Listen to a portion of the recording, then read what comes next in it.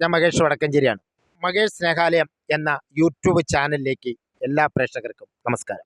പാലക്കാട് ജില്ലയിൽ മേലാർക്കോട് എന്ന് പറയുന്ന ഒരു കൊച്ചു ഗ്രാമത്തിലെ ഒരു മഹാനായ ഒരു കലാകാരനെ നമുക്ക് പ്രേക്ഷകർക്കൊന്ന് പരിചയപ്പെടാം. നമ്മുടെ കലാഭമണി സാറിന് പാട്ടുകൾ എഴുതി കൊടുത്ത നമ്മുടെ ചെന്താമരേട്ടൻ, അതായത് നിങ്ങളുടെയൊക്കെ മണിത്താമര എന്നറിയപ്പെടുന്ന ചെന്താമരേട്ടനെയാണ് ഞാൻ പരിചയപ്പെടുത്താം. സാർ നമസ്കാരം. നമസ്കാരം. എന്താണ് നാടൻ പാട്ടിന്റെ കാര്യങ്ങളൊക്കെ? നാടൻ പാട്ടിനെ കുറിച്ച് പറയുകയാണെങ്കിൽ നമ്മളിപ്പോ ആദ്യം തന്നെ വന്നതിനൊരു നന്ദി കേട്ടോ. അതെ, നന്ദി. സ്നേഹാലയം എന്നുള്ള ഈ ട്രസ്റ്റിന് തന്നെ മഹേഷ് സ്നേഹാലയം എന്നാണ്. അതെ, അപ്പോൾ എന്നെ വിളിച്ച് വന്നതിന് ആദ്യം നന്ദി. തീർച്ചയായും. നാടൻ പാട്ടിനെ കുറിച്ച് ആധികാരികമായിട്ടൊന്നും നമ്മൾ പറയത്തക്ക ആളല്ല, എന്നാലും നമ്മൾക്ക് ഒരു കണ്ടറും കേട്ടറൊക്കെ വെച്ച് അതെ. നമ്മൾ പറയാം. നാടൻ പാട്ടിനെ കുറിച്ച് പറയുകയാണെങ്കിൽ കോമഡി ഉത്സവം എന്ന പ്രോഗ്രാമിലൂടെയാണ് ഞാൻ വരുന്നത്. അതെ. ഏട്ടന് വേണ്ടി എൻ്റെ വഴിത്തിരിവ് തന്നെ നടൻ ടിനി ടോം സാറാണ് എന്നെ കൊണ്ടുവരുന്നത്. അതിൽ ആരാരുമാവാത്ത കാലത്ത് നിന്നുള്ള പാട്ടാണ് എക്കാലവും. ഇനിയിപ്പോൾ ഞാൻ എത്ര തന്നെ പാട്ടുകൾ ചെയ്താലും, എത്ര സൂപ്പർ ഹിറ്റ് ആയാലും, ഓട്ടോപ്പാട്ടിനെ പോലൊരു പാട്ട് പേരെടുത്ത് തന്ന പാട്ട് അതാ. അതിന് രണ്ടുപേരും ഞാൻ ഒന്ന് പാടാൻ ശ്രമിക്കാം. ശബ്ദം പോയിട്ടുണ്ടെന്നാലും. ആരാരുമാവാത്ത കാലത്ത് ഞാനന്ന് ഓട്ടി നടന്നു വണ്ടി, എൻ്റെ കുടുംബത്തിൻ പട്ടിണി മാറ്റിയ ദൈവമാണോട്ടോ വണ്ടി. 100-ന്റെ നോട്ടിന് രാപ്പകലില്ലാതെ നെട്ടോട്ടം ഓടിയിടുമ്പോ കിക്കർ വലിച്ചെൻ്റെ കയ്യും നടുവും തളർത്തി ഒരോട്ടോ വണ്ടി. ഇതാണ് ആ പാട്ട്. ജനം ഒരു സങ്കടം അല്ല, സങ്കടം എന്ന് വെച്ചാൽ അത് ശരിക്കും ഞാൻ പറഞ്ഞേ, മണിച്ചേട്ടനെ കുറിച്ച് ഒരു പാട്ട് എഴുതാൻ എനിക്ക് വലിയ പണിയില്ല. നടൻ രജനീകാന്ത് സാറിനെ കുറിച്ച് ഒരു പാട്ട് എഴുതാൻ എനിക്ക് വലിയ പണിയില്ല. രണ്ടുപേരും ഒരുപോലെയാണ്. കാരണം ഇപ്പോൾ ഒരു ആനെ എത്ര നേരം കണ്ടോണ്ടിരിക്കും, അത്രയും നേരം മണിച്ചേട്ടനെ കണ്ടോണ്ടിരിക്കും, നമ്മള് നോക്കി നിൽക്കും. അതാണ്. അപ്പൊ എത്ര ആർട്ടിസ്റ്റ് ഉണ്ടെങ്കിലും പുള്ളിയെ നോക്കി നിൽക്കാൻ ഒരു സംഭവമാണ്. അപ്പൊ അങ്ങനെ പോകുന്ന കാര്യങ്ങളൊക്കെ, പാട്ടുകളും സ്റ്റേജ് ഷോ ഉണ്ട്, നാടൻ പാട്ട് പരിപാടികൾ നടത്തും. നമ്മളിപ്പം നമ്മളെ കേരളമല്ല പുറമേ അല്ലേ, എല്ലാം ഈ മനുഷ്യരുടെ മനം കവർന്ന ഒരു ഷോ ആയിരുന്നല്ലോ നമ്മുടെ കോമഡി ഉത്സവത്തിൽ ഞാൻ വന്നത്. അല്ല, ഇപ്പൊ നമ്മൾ വരുന്നതിന് തൊട്ട് മുമ്പ് കോങ്ങാട് എന്നൊരു ഒരാളാണ്. അദ്ദേഹം അവിടെ വന്ന് നെന്മാറയ്ക്ക് പോവാണ്, അങ്ങോട്ട് പോവാണ്. തിരിച്ചോട്ട് ഇങ്ങോട്ട് വന്നിട്ട് ഒരു 30 വയസ്സുള്ള പയ്യനാണ്. അവൻ വന്നിട്ട് എന്നെ കണ്ടതാകെ ഞെട്ടിപ്പോയി. വന്നിട്ട് കെട്ടിപ്പിടിച്ചിട്ട് കരിയാണ്. എന്താന്ന് എനിക്കറിയില്ല. അപ്പോഴാണ് എനിക്ക് മനസ്സിലാവുന്നത്. അതെന്താന്ന് വെച്ചാല് കലാമണി സാറിനെ കാണുമ്പോൾ തന്നെ അല്ല, ആ ഒരു ഭാവോ ഒരു രൂപമൊന്നുമില്ല, ആ ഒരു ശബ്ദനികാരനൊന്നും അല്ല. നമ്മൾ ചെയ്യുന്ന പാടുന്ന പാട്ടിന് ആത്മാവാണ്. അവൻ പറഞ്ഞത്രയാണ്. സ്വന്തമായി എഴുതാനുള്ള കഴിവ്, അത് ട്യൂൺ ചെയ്യാനുള്ള കഴിവ്, അത് പാടി പ്രേക്ഷകരെ എത്തിക്കാനുള്ള കഴിവ്, അത് ദൈവം. അതാണ് ആ പയ്യൻ കരഞ്ഞത്. അവനൊരു ഫൈനാൻസ് കമ്പനിയിലെ ബാങ്കിൽ ഏതോ മാനേജറാണ് പുള്ളി. അപ്പൊ എനിക്കത് എൻ്റെ അടുത്ത് വന്ന് ഇപ്പൊ നിങ്ങൾ വരുന്നതിന് മുമ്പ് ഒരു ഫോട്ടോ എടുത്താൽ പോയി, ഇത് മതി നമുക്ക്, ഇതൊക്കെ മതി. ഇപ്പോ എല്ലാവരും പറയും താമരേട്ടനെ കുറിച്ച് താമരേട്ടനെ ഒന്നും അറിയില്ല. നമ്മളെ കുറിച്ച് നമ്മൾ അറിയണ്ട. നമ്മളെ കുറിച്ച് ജനം നല്ലതും കേട്ടതും അറിയും. നമുക്ക് അത് മതി. പക്ഷെ അന്ന് തൊട്ട് ഇന്ന് വരെ ഇപ്പൊ നമുക്ക് ഒരുപാട് പ്രോഗ്രാംസ് തരുന്നുണ്ട്, പാടാൻ വിളിക്കുന്നുണ്ട്. ഇപ്പൊ സിനിമയിൽ പാട്ടുകൾ ചെയ്യാൻ വിളിക്കുന്നുണ്ട്, സിനിമയിൽ പാട്ടുകൾ പാടി. ഏതൊക്കെ പടം പറയില്ല, കാരണം പല പടവും ഇറങ്ങിയിട്ടില്ല, അതുകൊണ്ട് പേര് പറയില്ല. കാരണം മണിത്താമരയ്ക്ക് ഇതേ പണിയാന്ന് പറയും. അപ്പൊ അത് ഞാൻ നിർത്തി, ഇറങ്ങിയ ശേഷം പറയാ പേരുകൾ. സാറിന്റെ പാട്ടുകള് കേട്ടിട്ടുണ്ട്, ഒരുപാട് കേട്ട് നമ്മുടെ സങ്കടങ്ങൾ ഇപ്പോഴും കേട്ടപ്പോ സങ്കടമാണ്. പക്ഷെ ഞാൻ വരുമ്പം സാറിനെ കെട്ടിപ്പിടിച്ചൊരു കെട്ടിപ്പിടിച്ച് കരയുന്ന കണ്ടപ്പോ എനിക്കൊരു എന്താണ് സംഭവം എന്ന് ഞാൻ വിചാരിച്ചു. പക്ഷേ ഇപ്പോഴാണ് എനിക്കത് മനസ്സിലായത്. ഇപ്പോഴും ഈ കലാഭമണി സാർ, എത്രയോ നടന്മാരും നടികളും ഒക്കെ നമ്മുടെ ഈ നാട്ടിലുണ്ടെങ്കിലും കലാഭമണി സാറിനപ്പുറം ഇനി ഒരു വ്യക്തിത്വം അതില്ലല്ലോ, അതൊരിക്കലും ഇല്ല. അത് 100% ഉറപ്പല്ലേ. ഞാൻ പറട്ടെ, ആന പോയിട്ട്, കുതിരയാണ് ആള്, ആനയോ അല്ല കുതിരയാണ്. കുതിര പോയി, പക്ഷെ ഇനിയൊരു കുതിര അതുപോലെ ഉണ്ടാവില്ല. അത്രയും അങ്ങനെ ഓടുന്ന കുതിര ഉണ്ടാവില്ല. അത് വേറൊരു ലെവലാ. അപ്പൊ നമുക്ക് ഇപ്പൊ നാടൻ പാട്ടുകാർ ഒരു നേരം കഞ്ഞി കുടിക്കുകയാണെങ്കിൽ ഏട്ടന്റെ പാട്ട് പാടാൻ സ്റ്റേജിൽ നിന്ന് ഇറങ്ങാൻ പറ്റില്ല. ഇപ്പൊ ഞാൻ ഇഷ്ടം പോലെ പാട്ടുകൾ ആദ്യം എന്നെ വേറൊരു കാര്യം കൂടി പറഞ്ഞു തരാട്ടാ. ഇപ്പോ എന്റെ നാട്ടുകാരാണെങ്കിലും അല്ലെങ്കിൽ എന്റെ പരിസരത്തുള്ളവരാണെങ്കിൽ എന്നെ ഇഷ്ടപ്പെടുന്നവരും, ആദ്യം ഞാൻ കോമഡി ഹൗസിൽ ഇറങ്ങിയപ്പോൾ മണിച്ചേട്ടന്റെ പാട്ട് മാത്രല്ലേ നിങ്ങൾ പാടുള്ളൂ എന്ന് ആദ്യം പറഞ്ഞു. പിന്നീട് പറഞ്ഞു നിങ്ങൾക്ക് മണിച്ചേട്ടന്റെ ഒരു ആരാധനയായിട്ട് മാത്രം നിങ്ങളെ കാണുള്ളൂ, കാരണം മണിച്ചേട്ടന് വേണ്ടി മാത്രമേ നിങ്ങൾ പാട്ട് എഴുതുള്ളൂ, അങ്ങനെ പറഞ്ഞു. അതിനുശേഷം ഞാൻ എൻ്റെ പാട്ടുകൾ ഇറക്കി, മില്ലേനിയം ഓഡിയോസിലൂടെ എൻ്റെ പാട്ട് ഇറങ്ങിയപ്പോൾ നിങ്ങൾ മറ്റുള്ളവർക്കും പാടുന്നു മനസ്സിലായി. പക്ഷെ നാടൻ പാട്ടല്ലേ പാടുള്ളൂ, ഷോ ഒന്നും ചെയ്യില്ലല്ലോ. അപ്പൊ ഷോ ചെയ്തു, അപ്പൊ ഇത് മാറി. പിന്നെ പറയാൻ തുടങ്ങി, ഇപ്പൊ ഷോ ഒക്കെ ചെയ്യാൻ തുടങ്ങി, പക്ഷെ സിനിമയിൽ പാടില്ലാന്ന്. സിനിമയിലേക്ക് പാടി, പടം നമ്മുടെ ഇതുകൊണ്ട് വന്നില്ല, ക്ലിക്കായില്ല, സമയം മോശം, ദൈവത്തിന്റെ ഒരു ഇതാണ്. അപ്പൊ ആ പടം റെഡിയായില്ല. അതിനുശേഷം ഇപ്പൊ നമ്മള് വീണ്ടും സിനിമ ചെയ്തു. അപ്പോൾ ജനങ്ങൾക്ക് പറയാനുള്ളത് കഞ്ഞിയില്ലാണ്ട് കഞ്ഞിവെള്ളത്തിനില്ലാണ്ട് ഞാൻ വന്ന ആളാണ്. അപ്പോൾ എന്നെ കുറ്റം പറയാനും 100 പേരുണ്ട്. പക്ഷേ ഇതുപോലെ ചെയ്ത് കാണിക്കുന്ന ഒരാളോട് ഞാൻ ഇതുവരെ പറഞ്ഞിട്ടില്ല. കാരണം ഇത് നമ്മൾ ചെയ്യുന്നതല്ല. ഇത് പ്രകൃതിയിൽ നിന്നും ദൈവാനുഗ്രഹത്തിൽ നിന്നും അനുഭവത്തിൽ നിന്നും വരുന്ന സാധനമാണ്. മനസ്സിലായില്ലേ? അതാ ഗുരുവിന്റെ ഒരു അനുഗ്രഹം. അല്ല ഗുരു അതേപോലെ കഷ്ടപ്പെട്ട് ഞാൻ വന്ന പറഞ്ഞത് ഒരാളാണ്. ഇപ്പൊ മണിച്ചേട്ടൻ പറഞ്ഞ അങ്ങനെ ഒരാൾ രണ്ടാളിനും എന്നെയോ ഏട്ടനെയോ ഒന്നും ചേർത്താനേ പറ്റില്ല. ഇപ്പൊ എല്ലാവരും പറയും മണിച്ചേട്ടൻ എന്റെ ഫ്രണ്ട്സാണ്. എന്റെ ഫ്രണ്ട് ആവല്ല ആ യോഗ്യത എനിക്കില്ല. മണിച്ചേട്ടൻ്റെ ഫ്രണ്ട്സ് വേറെയാ. എന്നെ ഒരു സ്വന്തം അനിയനെ പോലെ കാണുന്ന ആളാണ്. തീർച്ചയായിട്ടും. അതുപോലെ അതാ ഞാൻ പറഞ്ഞത്, നമുക്ക് എപ്പോഴും ഒരു കലാകാരന് വേണ്ടെന്നറിയോ സാറേ? സ്നേഹമാണ്. ഒരു കല ഒന്നും കൊടുക്കണ്ട, ഉപദ്രവിക്കാതിരിക്കണം. അതും അങ്ങനെയാണല്ലോ, ആരെ കണ്ടാലും നെഞ്ചോട് ചേർത്ത് പിടിക്കുന്ന നമ്മളത് തന്നെയാണ്.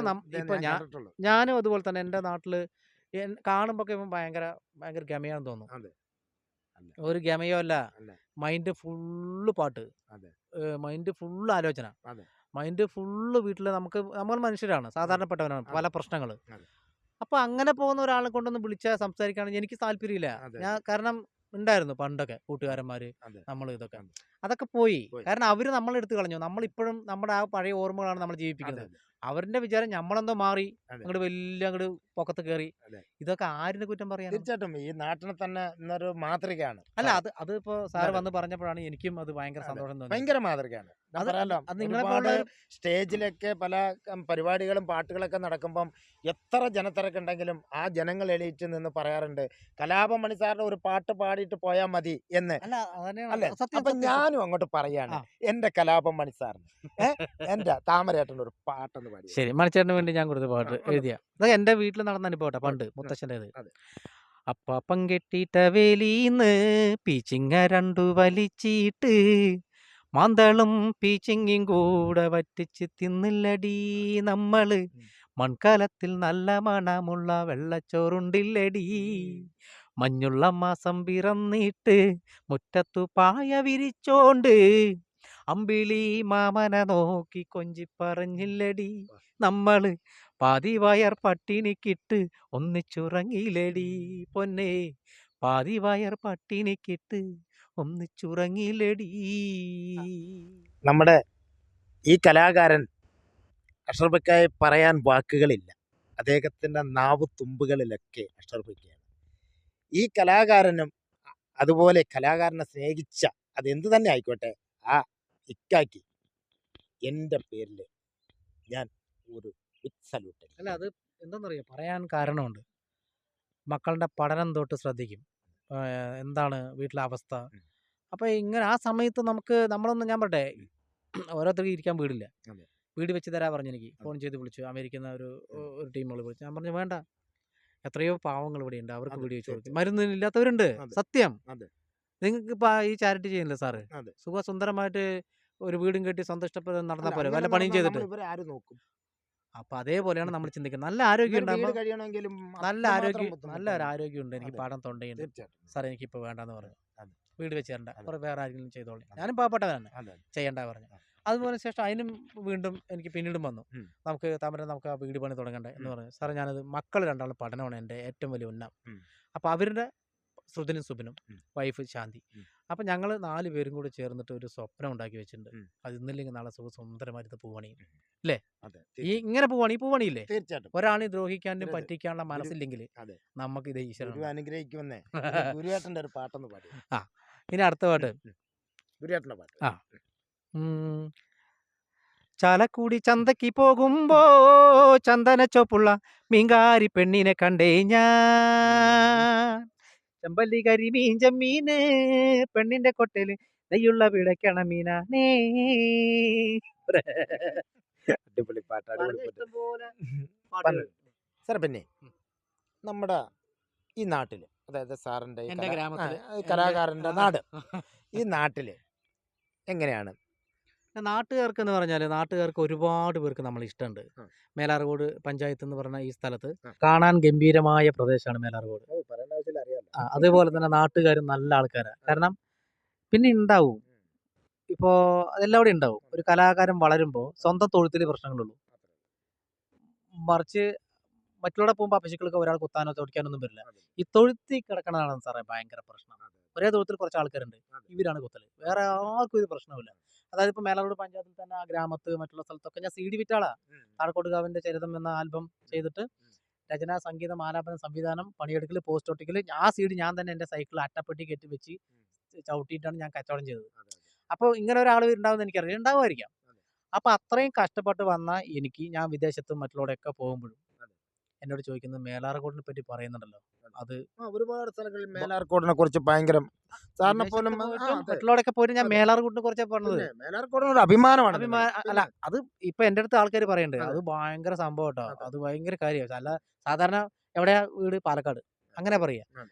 നമ്മൾ ജനിച്ച സ്ഥലത്തിന്റെ പഞ്ചായത്തിന് വിട്ടിട്ട് ഞാൻ ഇതുവരെ ഇതായിട്ടില്ല. പക്ഷെ എന്താന്ന് വെച്ചാല് എനിക്ക് കുറച്ച് പ്രയാസങ്ങൾ തരുന്നത് വെച്ചാല്, നമ്മുടെ വീടിന്റെ പരിസരത്തുള്ള ആൾക്കാർ നമുക്ക് ഭയങ്കര പ്രശ്നമാണ്. എന്നെ ഭയങ്കര ഇഷ്ടമാണ്. ആ ഇഷ്ടം ഇവർ കാണിക്കില്ല. പുറത്തു പോയ മാമനാണ്, ഏട്ടനാണ്, മച്ചനാണെന്ന് പറയും. ഇവിടെ സ്വന്തം തൊഴുത്തിൽ തന്നെ കുത്തലാണ്. അത് ഭയങ്കര കഷ്ടമല്ലേ? ഞാൻ ഒരു കലാകാരനല്ലേ, കള്ളനല്ലല്ലോ, ഒരു കൊലപാതകമല്ല. പ്രേക്ഷകർക്കൊക്കെ ഒരുപാട് പേർക്ക് ഇഷ്ടമാണ്. ഇവര് പുറത്തു പോയാൽ തന്നെ പറയുന്നത് മാമൻ, ഏട്ടെന്നാ പറയാ, ഞങ്ങളുടെ തൊട്ട് വീടാന്നാ പറയാ. അഭിമാനമുണ്ട്. എൻ്റെ അടുത്ത് വന്ന് അല്ലെങ്കിൽ ഞാനൊരു കാര്യത്തിന് വേണ്ടി പോകുമ്പോൾ ഒക്കെ അവിടെ കാണിക്കുന്നതൊക്കെ ഈ കേരളത്തിൽ കാണിക്കാത്തത്ര ദുഷ്ടതരം എന്നോട് കാണിക്കുന്നുണ്ട്. അത്രയും വിഷമം എനിക്കുണ്ട്. കാരണം നമ്മൾ സത്യം പറയുന്ന ആള്, കലാകാരനൊന്നും എപ്പോഴും ഒളിച്ചു വെക്കാൻ പറ്റില്ല. ഉള്ള സത്യം പറയുമ്പോൾ 10 ആളുടെ കൂടെ ഞാൻ 10 ആളും കൂടി ചേർന്ന് ഒരാളിനെ കൊന്നു. 10 ആളും കൂടി ചേർന്നിട്ട് കൊലപാതകം അല്ലാന്ന് പറഞ്ഞാൽ അല്ലാണ്ടാവോ? ആവോ? പക്ഷെ ഞാൻ പറഞ്ഞ അങ്ങനെയല്ല, അത് കൊല തന്നെയാണ്, അയാൾ ചെയ്തു തന്നെയാണ്. എന്താ തെറ്റിപ്പോ? ഒരു തെറ്റുമില്ല. പക്ഷെ നമുക്ക് എപ്പോഴും സാറ് ഒരു ചാരിറ്റി നടത്തുന്ന ആളാണ്. സത്യം ഉണ്ടെങ്കിൽ അത് മുന്നോട്ട് പോകും, അസത്യം ഉണ്ടെങ്കിൽ അത് പുറകോട്ടേ പോകും. ജഗതി പറഞ്ഞു, മനസ്സിലായല്ലേ? അപ്പൊ മടിയിൽ കനവുണ്ടെങ്കിലേ പേടിക്കണ്ടോ. ഞാൻ മനസ്സിലാക്കിയ ഒരു കാര്യം, നാട്ടുകാർ എന്ത് പണിയും പറഞ്ഞോട്ടെ, കൂട്ടുകാർ പിന്നെ അത് പോയി, നമ്മളതിപ്പോ താല്പര്യമില്ല. അപ്പൊ അതങ്ങനെ പോയി. ഉള്ളിലുണ്ട് അവർക്ക് നമ്മുടെ കൂടെ മിണ്ടണം ഒക്കെ ഉണ്ട്. എനിക്ക് ആരെയും ഞാൻ ഇതുവരെ വിട്ടില്ല, എല്ലാവരും എൻ്റെ മനസ്സിലുണ്ട്. അതുപോലെ തന്നെ എൻ്റെ പാട്ടും ഇരട്ടക്കുളത്തിനെ കുറിച്ച് ഇപ്പോൾ ഒരു പുതിയ പാട്ട് ഞാൻ ചെയ്തിട്ടുണ്ട്. പണ്ടത്തെ പോലെ ഇരട്ട കുളത്തിൽ വയ്ക്കത്തുരുമ്പല്ല, ചിലരൊക്കെ കാലം മാറി കോലം മാറി പുത്തൻ പണക്കാരായി. പണ്ടത്തെ പോലെ ഇരട്ട കുളത്തിൽ വയ്ക്കത്തുരുമ്പല്ല, ചിലരൊക്കെ കാലം മാറി കോലം മാറി പുത്തൻ പണക്കാരായി. അന്ന കവടിയേറ്റ് കടമ്പ് കടന്നത് എല്ലാം മറന്നല്ലോ ഇന്ന്, ആണ്ടിയും തോണ്ടിയും കൂളാക്കുണ്ടിയും ഒക്കെ ഒരുപോലെ. അമ്മയുടെ പേരിൽ അമ്പലമുറ്റത്ത് തല്ലിക്കളിക്കണത് എന്താണ്, തല്ലിയവനും തല്ലി കൊള്ളിച്ചവനൊക്കെ മണ്ണൂര് പോയതറിഞ്ഞില്ലേ. ഇതിലും കൂടുതൽ ഞാൻ എന്തെങ്കിലും പറയാം പ്രേക്ഷകരെ? ഇനി ഞാൻ എന്താ പറയാ ഇതിനും കൂടുതൽ? അപ്പൊ നമ്മൾ ചെയ്യുന്ന പ്രവൃത്തി സത്യമാണെന്ന് തെളിയുന്ന ദിവസം എല്ലാവരും മൗനത്തിലെങ്കിലും നമ്മളെ തലയാട്ടും. തീർച്ചയായിട്ടും ഇല്ലേ? ആ ഒരു നേരം വരട്ടെ എന്ന് മാത്രമേ എനിക്ക് പ്രാർത്ഥനയുള്ളൂ. അതേപോലെ ഒരുപാട് വിദേശ മലയാളികൾ ഇപ്പോൾ സൗദി അറേബ്യയിൽ പോയിട്ട് ഒരു പ്രോഗ്രാം ചെയ്തതിൽ ഗംഭീര പരിപാടിയായി മാറി. അവർക്ക് ഈ അവസരത്തിൽ ഈ ചാനലിനോട് നന്ദി പറയുന്നു. ഓടപ്പഴം പോലൊരു പെണ്ണിന് വേണ്ടി ഞാൻ കൂടപ്പുഴാകെ അലഞ്ഞോനാണ്ടി. ഓടപ്പഴം പോലൊരു പെണ്ണിന് വേണ്ടി ഞാൻ കൂടപ്പുഴാകെ അലഞ്ഞോനാണ്ടി. എന്തായാലും ഇത്രയും നേരം മതി, പാട്ട് പോരെ, മതി. അതെ, എന്തായാലും പ്രേക്ഷകര്, പ്രത്യേകിച്ച് മകേഷ് ചാരിറ്റബിൾ ട്രസ്റ്റ് എന്നുള്ള ഈ ചാരിറ്റിയെ എല്ലാവരും, മകേഷ് സ്നേഹാലയം എന്നാണ് നമ്മുടെ സ്നേഹാലയത്തിന്റെ പേര്. അത് വടക്കഞ്ചേരിയിലാണ്. മകേഷേട്ടൻ വടക്കഞ്ചേരിക്കാരനാണ്, നമ്മുടെ സ്വന്തം നാട്ടുകാരനാണ്. ഒരുപാട് പേർക്ക് നന്മ ചെയ്യുന്ന ഒരാളാണ്. അതിന് ഈ ചാനൽ മകേഷ് സ്നേഹാലയം എന്ന ഈ യൂട്യൂബ് ചാനലിൽ എല്ലാവരും സബ്സ്ക്രൈബ് ചെയ്യണം, ഷെയർ ചെയ്യണം, കമൻറ്റ് എഴുതണം. അതോടൊപ്പം തന്നെ ഈ ചാനലിലും വരുന്ന എല്ലാ പ്രോഗ്രാംസും കാണുക. ഈ ചാരിറ്റി ചെയ്യുന്ന പരിപാടികൾക്ക് നിങ്ങളെ കൊണ്ടാകുന്ന കൊച്ചു സംഭാവനകൾ ഉണ്ടെങ്കിൽ ചെയ്താൽ അത്രയും നല്ലത്. കാരണം ഒരുപാട് പേർക്ക് ഭക്ഷണം കൊടുക്കുന്നുണ്ട്, ഓരോ കാര്യങ്ങൾ നടക്കുന്നുണ്ട്.